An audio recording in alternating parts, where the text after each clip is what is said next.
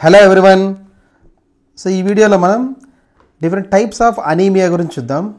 అసలు అనీమియా అంటే ఏమంటే, సో మనకు సపోజ్ టైట్నెస్గా ఉండడం, మన బాడీ మొత్తం పేల్గా అంటే పాలిపోయినట్టుగా ఉండడం, ఓకే, షార్ట్నెస్ ఆఫ్ బ్రెత్, ఊపిరి తీసుకోవడంలో కొంచెం మనకి ఇబ్బందిగా ఉంటాయి. So it may be anaemia. Okay, anaemia అనే వర్డ్ యాక్చువల్లీ గ్రీక్ వర్డ్ నుంచి వచ్చింది. అన్ అంటే లేదు అని, అంటే డోంట్ అని, డజంట్ హ్యావ్. ఈమియా అంటే బ్లడ్ అని.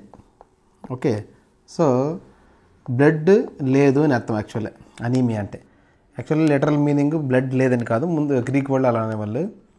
ఓకే, సో ఇక్కడ ఏమంటే సింపుల్గా యాక్చువల్ మీనింగ్ ఏమంటే, మనకు సఫిషియంట్ ఆక్సిజన్ని ఆర్బీసీలు సప్లై చేయలేకపోతే that is called anaemia. Inability of the RBC to supply sufficient oxygen. Okay, so దాన్ని మనం అనీమియా అంటాం. సో అనీమియా అని డిఫరెంట్ టైప్స్ ఉన్నాయి. దాన్ని ఎలా ఈజీగా మనం గుర్తుపెట్టుకోవాలో ఈ వీడియోలో చూద్దాం. లాస్ట్ వరకు చూడండి, చాలా యూజ్ఫుల్గా ఉంటుంది మీకు. Different competitive exams like drug inspector exam, pharmacist, జీప్యాట్, okay, etcetera etcetera, అన్నిటికీ చాలా హెల్ప్ఫుల్గా ఉంటుంది.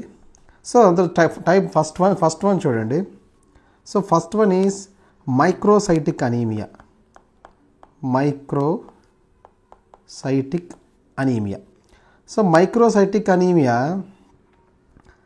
ఎందుకు వస్తుందంటే, యాక్చువల్గా మనకి ఈ ఆర్బీసీలు అనేవి మనకు బోన్ మ్యారో నుంచి ప్రొడక్షన్ అవుతాయి. ఓకే, సో అది బోన్ మ్యారోలో ప్రొడక్షన్ అవ్వాలి, ఆర్బీసీ ఫామ్ అవ్వాలి అంటే, రెడ్ బ్లడ్ సెల్స్ ఫామ్ అవ్వాలి అంటే మనకి దానికి ఐరన్ కావాలి, వైటమిన్ B12 కావాలి, ఫోలిక్ యాసిడ్ కావాలి, ఇవన్నీ కావాలి. వీటిలో ఏది డెఫిషియన్సీ ఉన్నా సరే డిఫరెంట్ టైప్ ఆఫ్ అనీమియాస్ మనకు వస్తాయి. సో మైక్రోసైటిక్ అనీమియా దేనివల్ల వస్తుంది అంటే, డ్యూ టు ఐరన్ డెఫిషియన్సీ వల్ల వస్తుంది. సో ఐరన్ డెఫిషియన్సీ వల్ల ఏమవుతుందంటే, మైక్రో అంటే స్మాల్ అని అర్థం. సో మనకి ఆర్బీసీ ఎలా ఉంటాయంటే స్మాల్గా ఉంటాయి. ఓకే, ఒక ఇమేజ్లో చూపించాను చూడండి. సో మధ్యలో ఉన్నది నార్మల్. సో మైక్రోసైటిక్ అంటే దాని నార్మల్ కంటే కొంచెం సైజు చిన్నగా ఉంటుంది. సో అప్పుడు దానికి ఆక్సిజన్ క్యారింగ్ కెపాసిటీ తక్కువగా ఉంటుంది, which leads to microcytic anaemia. So దీన్ని ఎలా గుర్తుపెట్టుకోవచ్చు అంటే, మైక్రోలో ఐ ఉంది కదా, మైక్రోలో ఐ ఉంది, ఐ ఫర్ ఐరన్ డెఫిషియన్సీ అని మనం ఈజీగా గుర్తుపెట్టుకోవచ్చు. Okay, so next one macrocytic anaemia. Macro. So macro అంటే బిగ్ సైజ్ అని, మ్యాక్రో అంటే బిగ్ సైజ్, సైటిక్ అంటే సెల్ అని, అంటే బిగ్గర్ సైజ్ సెల్స్ అని, అంటే ఆర్బీసీస్ చాలా పెద్దగా ఉంటాయి అన్నమాట. ఓకే, సో ఇది ఎలా ఎందుకు వస్తుంది అంటే, due to vitamin B12 deficiency వల్ల వస్తుంది, ఆర్ ఫోలిక్ యాసిడ్ డెఫిషియన్సీ వల్ల వస్తుంది, ఫోలేట్ డెఫిషియన్సీ. ఓకే, సో దీనివల్ల ఆర్బీసీస్ బిగ్గర్ సైజులో ఉంటాయి. Okay, so oxygen carrying capacity తగ్గిపోతే విచ్ లీడ్స్ టు మ్యాక్రోసైటిక్ అని. మ్యాక్రో అంటే పెద్ద సైజు అని. సో బిగ్ సైజ్నే మనం ఏమంటామంటే మెగా అంటాం కదా. సో అందుకే మ్యాక్రోసైటిక్ అనీమియా అనే మెగాలోబ్లాస్టిక్ అనీమియా కూడా అనొచ్చు. మెగాలోబ్లాస్టిక్ అనీమియా అంటారు. Very very important. Next one pernicious anaemia. So pernicious anaemia పక్కన ఇమేజ్లో చూపించాను.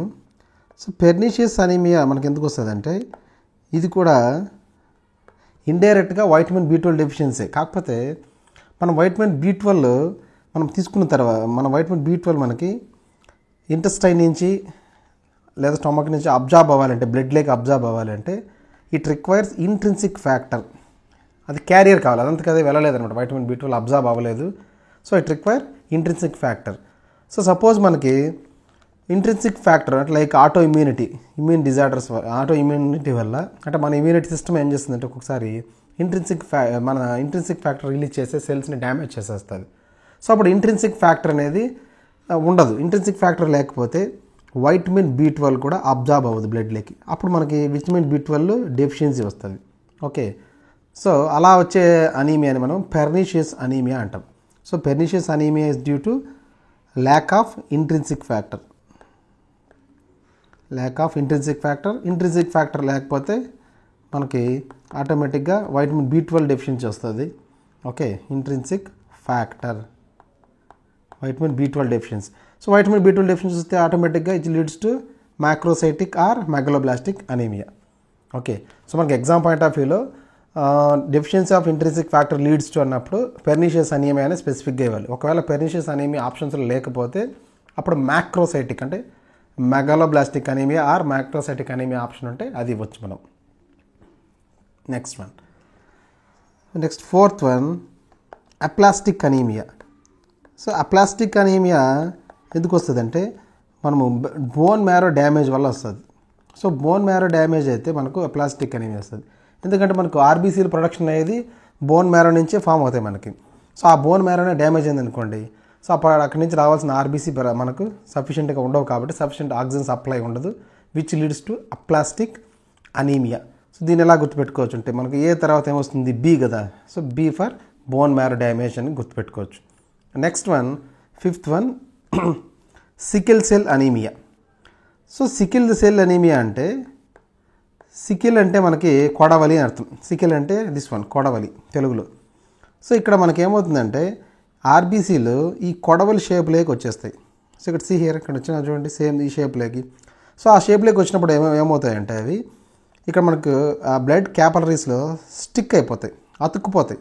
సో ప్రాపర్గా అవి ట్రాన్స్పోర్ట్ అవ్వలేదు, సప్లై అవ్వలేదు. సో ఆర్బీసీస్ ప్రాపర్గా ఆక్సిజన్ సప్లై చేయలేదు, ఎందుకంటే అవి స్టిక్ అయిపోతాయి ఇక్కడ. So which leads to sickle cell anaemia. Okay, next one, last one, thalassaemia. So thalassaemia అనేది యాక్చువల్గా ఇది ఒక ఇన్హెరిటెడ్, అంటే మనకి పేరెంట్స్ నుంచి వస్తుంది, పేరెంట్స్కి ఉంటే వస్తుంది. సో ఎందుకు వస్తుంది అంటే ఇన్హెరిటెడ్ జెనెటికల్ డిజార్డర్ అనమాట యాక్చువల్లీ. సో జీన్ డిఫాల్ట్ వల్ల వస్తుంది. సో నార్మల్గా మనకి ఆర్బీసీలో మన ఆక్సిజన్ని క్యారీ చేసేది యాక్చువల్గా haemoglobin, him plus globin. So globin అనేది ఒక ప్రోటీన్ యాక్చువల్లీ. అలాంటివి మనకు 4 సబ్ యూనిట్స్ ఉంటాయి ఇక్కడ. సో 2 ఆల్ఫా ఉంటాయి, 2 బీటా ఉంటాయి. సో ఈ 4 సబ్ యూనిట్స్లో యాక్చువల్గా ఫామ్ అవ్వాలంటే మనకు ఒక జీన్ నుంచి ఫామ్ అవుతాయి. సో ఆ జీన్ డిఫెక్ట్ వల్ల ఏమవుతుందంటే ఈ గ్లోబిన్ సబ్ యూనిట్స్ కొన్ని డిసపియర్ అవుతాయి, ప్రాపర్గా ఫామ్ అవ్వవు. సో దానివల్ల ఆక్సిజన్ క్యారింగ్ కెపాసిటీ తగ్గిపోతుంది హిమోగ్లోబిన్కి, which leads to thalassaemia. Okay, so ఇది కొద్దిగా డేంజరస్ ప్రాబ్లం ఈ అనీమియా. ఓకే, సో ఇలాంటి దాన్ని ట్రీట్ చేయాలంటే మనకి కొద్దిగా complicated actually. So these are different types of anaemia. So ఒకసారి సమ్మరైజ్ చేస్తాను. Microcytic anaemia is due to iron deficiency. Next macrocytic or megaloblastic anaemia due to vitamin B12 or folic acid deficiency. Pernicious anemia due to lack of intrinsic factor. Next, aplastic anemia due to bone marrow damage. Sickle cell anemia, here the RBCs are converted into sickle shape.